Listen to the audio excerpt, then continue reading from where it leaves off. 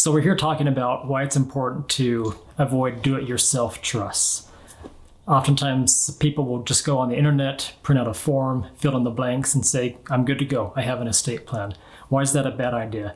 Well, I can tell you at least 3 reasons. One is, first of all, those forms tend to be very generic. They're boilerplate forms. You really do just fill in the blanks.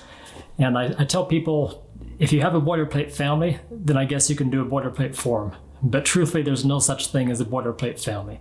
So that's reason number 1. Also, people forget that there's an important second step. After you create a trust, you have to fund the trust. And my experience is these do-it-yourself trusts, they never get properly funded, if at all, which means that trust is going to go through probate. And that's the main reason people do a trust, is to avoid probate. But that trust will have to go through the court system. So that's another good reason to avoid it. Finally, and this is really an important one that many people don't think about, when you do a do-it-yourself trust, what's going to happen when that trust needs to be updated or changed? If you do one with a credit union where you have a document preparer who's just preparing this form for you, do you think that person's going to be around 5 years, 10 years down the road, 20 years down the road when it comes time to actually implement the plan?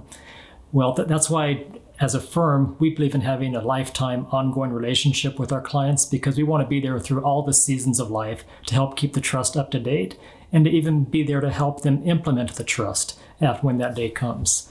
And so for those reasons, I would avoid do-it-yourself planning.